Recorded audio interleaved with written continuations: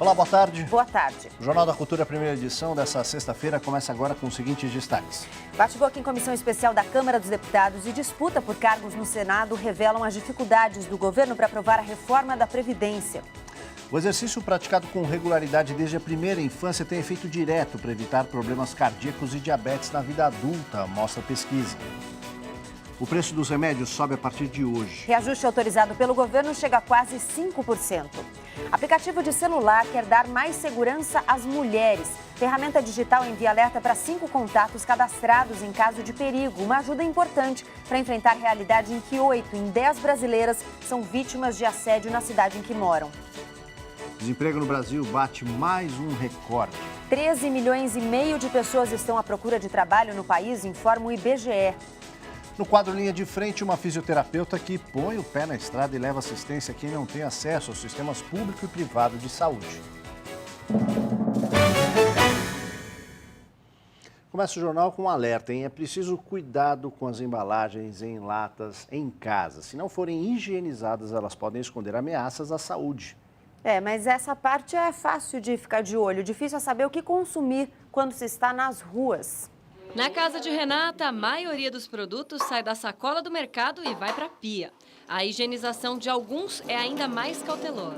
Os que vão na geladeira, porque acho que na geladeira fica tudo mais exposto. Tem comida ali direta, né? Sem embalagem, uma maçã, um tomate aberto. Pode parecer exagero, mas limpar embalagens com água corrente e esponja evita problemas gastrointestinais. É importante que eu veja toda a embalagem, que não esteja danificada, nem muito amassada, nem enferrujada. Às vezes a gente encontra até alimentos com latas enferrujadas, isso deve ser descartado. Cuidar da comida e da bebida que ingerimos em casa é fácil. O maior desafio está aqui, na escolha dos alimentos que consumimos nas ruas, para quando vem a fome e o dia está corrido, ou para quando bate aquela vontade de comer alguma coisa específica, ainda assim dá para fazer uma refeição sem arriscar a saúde. Primeiro eu vejo o ambiente da cozinha, o do restaurante, para poder a gente pedir o almoço, né? Eu olho, sei lá, o carrinho, como que tá, se está limpinho. O horário do dia, se está muito calor. A pessoa que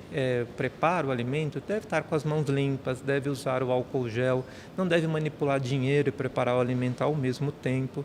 E para nós que vamos comer, também tomar cuidado se as nossas mãos estão limpas. A Secretaria da Saúde de São Paulo divulga hoje o resultado dos testes clínicos com a fosfoetalonamina sintética, chamada pílula do câncer, lembra? Pois é, a repórter Laís Duarte tem as informações para a gente. Boa tarde, Laís.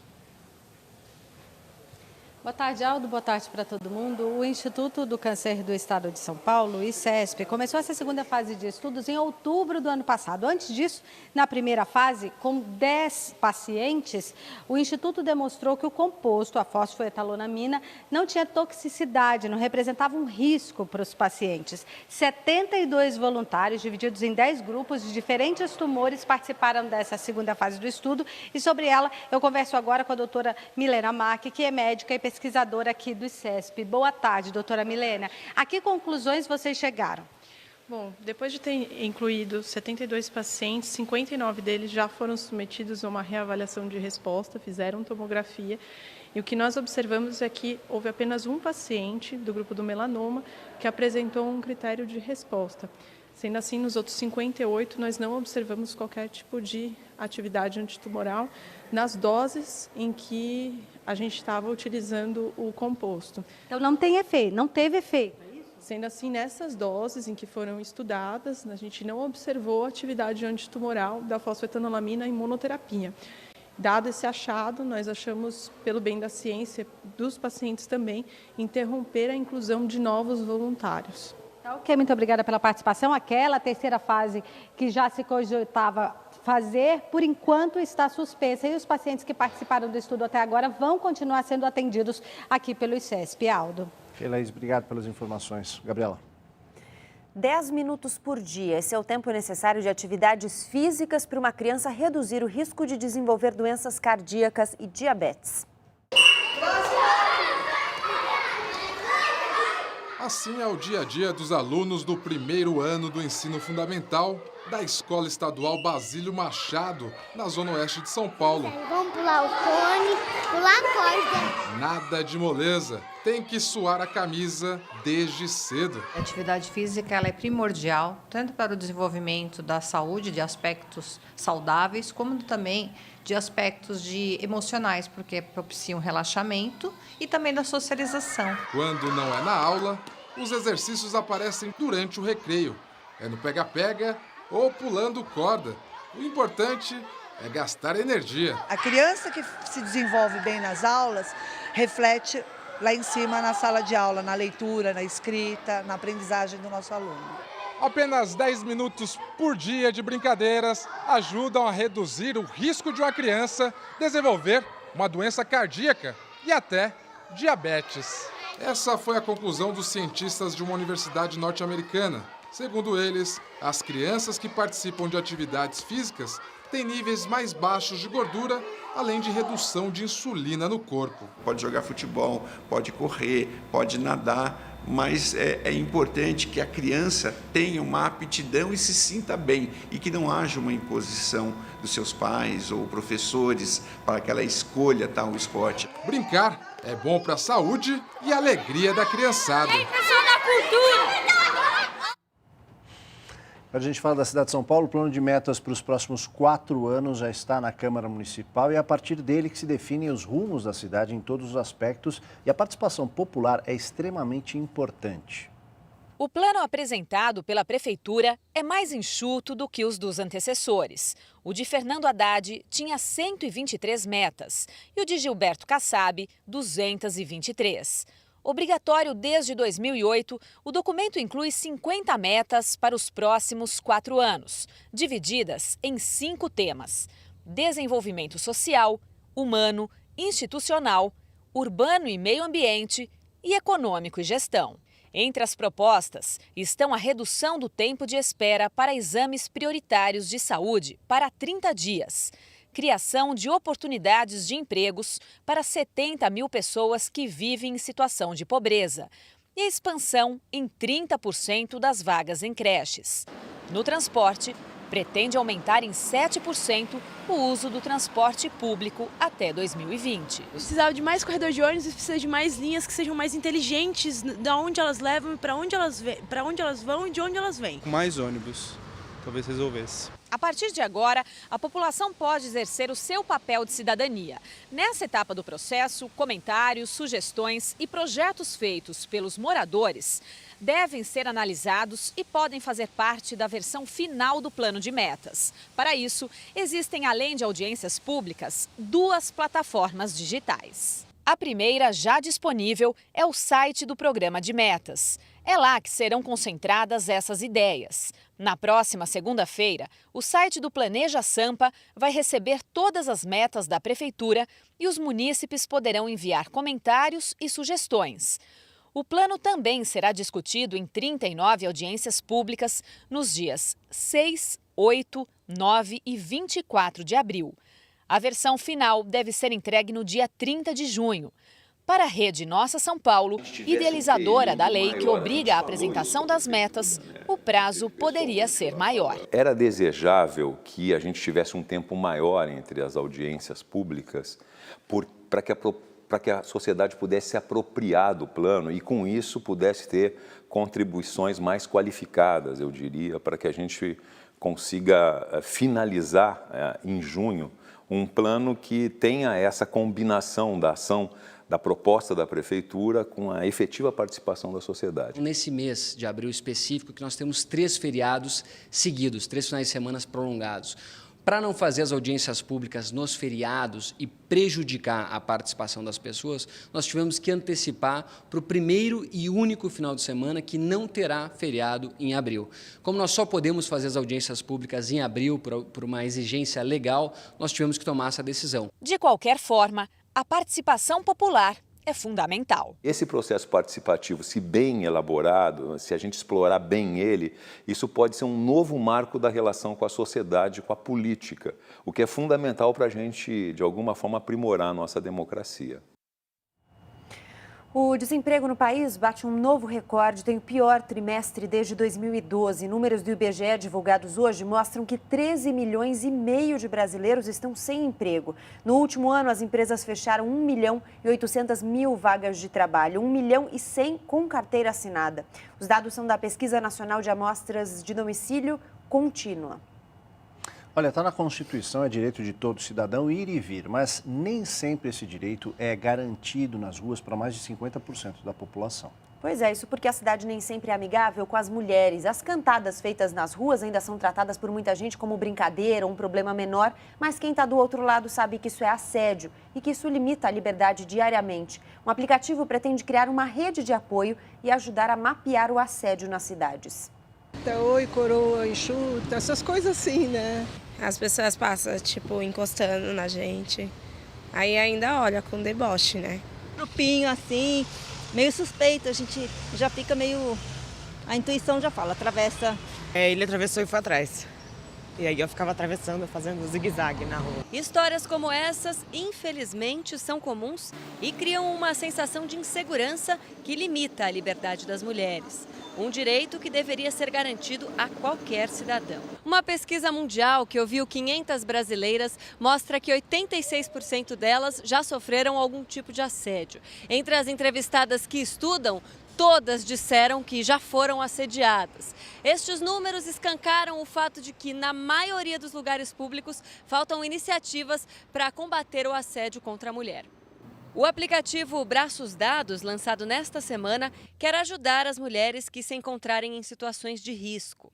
As usuárias elas podem cadastrar de 3 a 5 contatos, então ela clica com um botão só, ela consegue acionar essa rede, eles recebem uma mensagem com um alerta e a geolocalização da usuária, então eles já sabem em que ponto a usuária se encontra.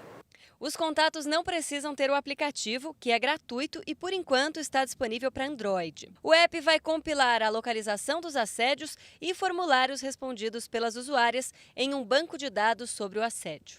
A gente está tentando também entender em quais situações a mulher se sente em risco. A gente quer também que essas histórias sirvam para ampliar o debate público sobre o tema e para os gestores utilizarem os dados para políticas públicas, para aprimorar as políticas de segurança na cidade. Outras notícias nacionais, reajuste dos salários perdeu feio para a inflação em 2016, segundo o DIEESE. E para complicar, começam a valer hoje os novos preços dos remédios. A aplicação do reajuste depende das farmácias. Os reajustes definidos pelo governo para os medicamentos vão de 1,36% para os que têm pouca ou nenhuma concorrência, até o máximo de 4,76% para os que possuem muitos concorrentes de outras marcas ou genéricos. Os aumentos incidem sobre os preços máximos que as farmácias podem cobrar. Isso significa que os preços podem não subir na prática ainda para o consumidor, porque abaixo desse limite eles são livres e as farmácias costumam oferecer descontos. Os salários perderam para a inflação em 2016, aponta a pesquisa do DIEESE. Em vez do aumento, o valor médio dos salários foi negativo e registrou menos 0,52% no ano passado. Isso porque apenas 17% dos trabalhadores conseguiram reajuste acima da inflação, enquanto quase a metade só recebeu a inflação e para 37% o aumento foi menor do que a inflação. Protestos contra a reforma da Previdência e a terceirização do trabalho bloqueiam vias e param trânsito no início da manhã na Grande São Paulo. Sindicalistas e movimentos sociais queimaram pneus e fizeram bloqueios na rodovia Regis Bittencourt, que liga São Paulo a Curitiba, no Rodoanel, em Mauá e em avenidas da Zona Leste e Sul da capital paulista. As interdições duraram cerca de 1 hora e provocaram congestionamentos. A popularidade do governo de Michel Temer teve nova queda, segundo pesquisa CNI-Ibope divulgada hoje. A porcentagem de quem avalia o governo como ruim ou péssimo ficou em 55%. Na pesquisa divulgada em dezembro do ano passado, o percentual era de 46% e na de outubro, 39%. Para 31% dos entrevistados, a avaliação é regular, índice parecido com o das pesquisas anteriores. 10% acreditam que a atuação do governo é boa ou ótima. Em dezembro eram 14% e em outubro do ano passado, 13%.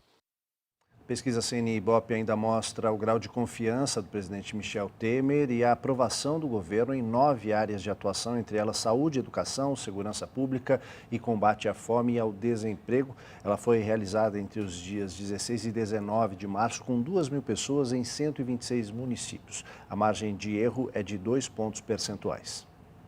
O clima esquentou ontem na Comissão da Reforma da Previdência na Câmara. Deputados trocaram insultos durante a audiência. E no Senado, a briga é por cargos do alto escalão.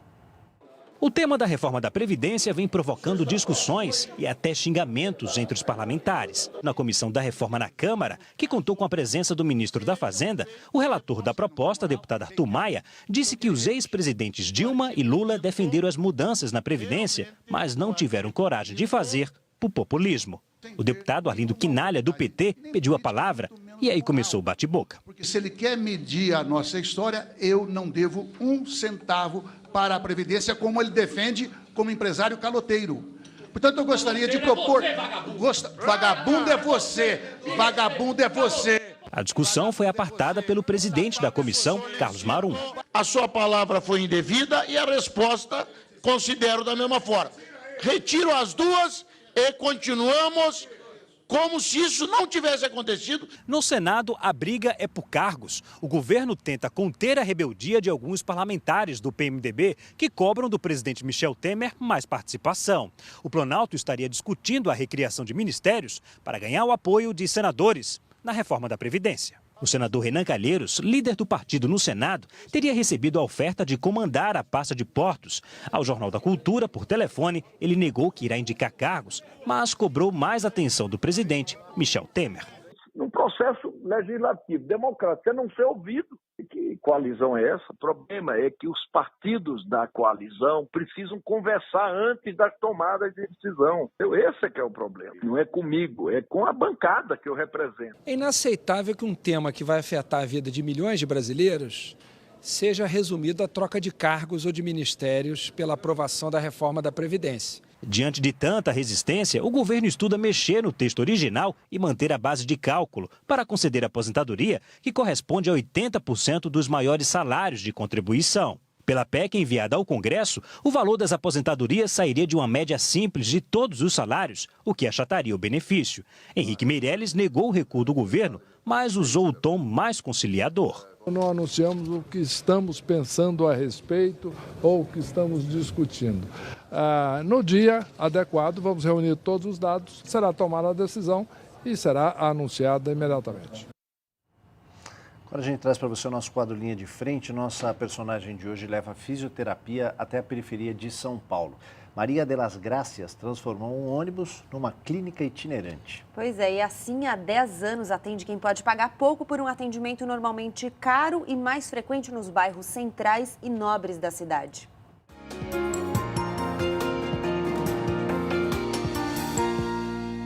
Meu nome é Maria de las Gracias, sou fisioterapeuta e realizadora do projeto Fisioterapia Itinerante, que já circula pela cidade de São Paulo há 10 anos, em 2 bairros da periferia, Grajaú e Vila Missionária, para promover a reabilitação de pacientes com problemas neurológicos ou ortopédicos. O projeto já atendeu uma média de 60 mil pessoas. Eles pagam R$ 23,00 o atendimento, porque são eles que mantêm o projeto. Depois que eu vim para cá, estou melhorando bastante. Está tendo muito resultado para mim aqui. Você não tem aquela coisa de pegar ônibus, de se locomover. Então é muito bom. Para mim é bem mais vantajoso. Naquela vanzinha eu tenho aparelhos, nós vamos na casa dos pacientes também. Que tem muitos pacientes acamados que não podem vir até o ônibus. Todos nós devíamos doar um pouquinho do nosso tempo e da nossa profissão para as pessoas que realmente precisam.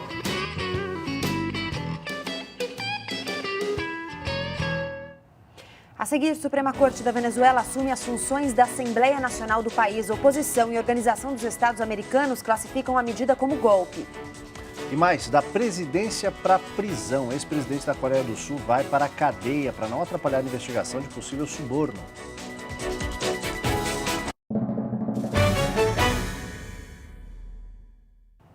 2 dias depois de retirar a imunidade dos parlamentares, a Suprema Corte da Venezuela assume as funções da Assembleia Nacional do país. Uma sentença do tribunal transferiu os poderes do Legislativo para o Judiciário. A reação foi imediata com convocação de manifestações. A oposição, que é a maioria no Legislativo, e a Organização dos Estados Americanos, a OEA, classificaram a medida como um golpe. Na frente da Assembleia Nacional, houve confrontos entre opositores e policiais. A oposição venezuelana acusa a Suprema Corte de estar alinhada ao chavismo e de abrir caminho para ampliar os poderes do presidente Nicolás Maduro, que agora não terá pela frente a resistência dos deputados opositores. Desde 2016, o Tribunal Máximo alega que a Assembleia Nacional age em desacato por ter efetivado o juramento e a posse de 3 deputados acusados de fraude eleitoral. A Assembleia alega que os parlamentares foram exonerados mais tarde pela Casa, mas a Justiça não reconhece a decisão. Agora a Suprema Corte vai decidir se ela própria fará as leis ou se vai indicar um órgão para legislar. Em meio a negociações entre o primeiro-ministro israelense Benjamin Netanyahu e o governo norte-americano para conter a política de assentamentos, o governo de Israel aprova a criação do primeiro novo assentamento na Cisjordânia ocupada em 2 décadas. O gabinete votou de forma unânime a favor da obra. Autoridades palestinas condenaram a decisão. A Justiça da Coreia do Sul prende a ex-presidente Park Geun-hye, que sofreu impeachment no início do mês. A sessão no tribunal que analisou o pedido de prisão feito pelo Ministério Público durou 8 horas e 40 minutos, a mais longa da história do país. Sem condenação ainda, Park pode ficar detida por até 20 dias, sob a justificativa de que pode obstruir as investigações. Ela é acusada de subornar grandes empresas, o que a ex-presidente nega. Hora do esporte. Boa tarde, Cadu Cortez. Vamos lá, tudo bem, Gabi? Boa tarde. Bem-vindo, Cadu. Salve, tudo bem, Aldo? Bem. Vamos lá, nossa hora de esporte. A gente começa com o Cine Esporte, né? Toda sexta-feira. E hoje homenageia um clássico dos cinemas, vencedor de 6 Oscars. Vamos ver.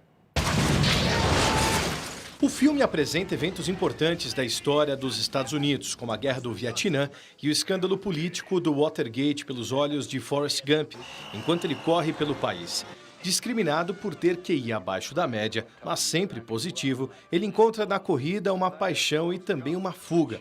Mesmo com o raciocínio lento, Forrest Gump nunca se sentiu desfavorecido. Graças ao apoio da mãe, ele teve uma vida normal. Seja no campo de futebol, como um astro do esporte, lutando na guerra ou como capitão de um barco de camarão. Forrest inspira a todos com seu otimismo infantil. E a pessoa com quem Forrest mais se preocupa pode ser a mais difícil de salvar. Seu amor de infância, a doce e perturbada Jenny. No filme, o personagem interpretado pelo excelente Tom Hanks correu por 3 anos, 2 meses, 14 dias e 16 horas. E olha, o torneio de tênis em Miami já está nas semifinais. Vamos ver. Roger Federer salvou 2 match points e avançou para a semifinal, ao vencer Thomas Berdych por 2-1. O suíço começou o jogo de forma avassaladora, dominando as ações, batendo na direita, na esquerda e deixando o adversário sem ter o que fazer. Bem postado em quadro, o tcheco chegou a alcançar 6-4, com 2 match points para fechar o jogo. Jogou o primeiro na rede, o segundo para fora, 6-6. Veio o ace de Federer na dupla falta do tcheco, a suada vaga, 8-6. Agora vai pegar Nick Kyrgios, que venceu Alexander Zverev. Com apenas 21 anos de idade, o australiano ocupa a 16ª posição do ranking e teve pela frente um adversário tão ou mais talentoso que ele. O alemão figura na 20ª posição e deixou a quadra aplaudido no final do confronto. Nas duplas, Marcelo Melo e Lucas Kubot estão na 2ª final seguida. A dupla bateu o americano Brian Baker e o canadense Daniel Nestor. O duelo seguiu equilibrado, até que a dupla polaco-brasileira fechou em 2-0. Na final, os adversários serão os americanos Nicholas Monroe e Jack Sock. E no Mundial de Surf, a única brasileira, Silvana Lima, foi eliminada na 2ª etapa. Na madrugada de hoje para amanhã, deve acontecer o 2º chamamento e assim para os homens poderem competir no 3º round. É isso aí, gente. Valeu, Cadu. Bom final de semana. Até segunda-feira. Até segunda. Tchau, tchau. O Jornal da Cultura Primeira Edição fica por aqui. Antes da gente ir embora, nossa dica na faixa. Contos da Clarice Lispector viram peça infantil que entra em cartaz a partir de amanhã. O espetáculo é apresentado em capítulos, como se o público estivesse virando as páginas de um livro. Aos sábados e domingos, às 4 horas da tarde, no Teatro Décio de Almeida Prado, no Itaim. Aproveite para toda a família. Agora você fica com o JC Debate. A gente volta na segunda ao meio-dia. Ótima tarde para você. Tchau. Tchau.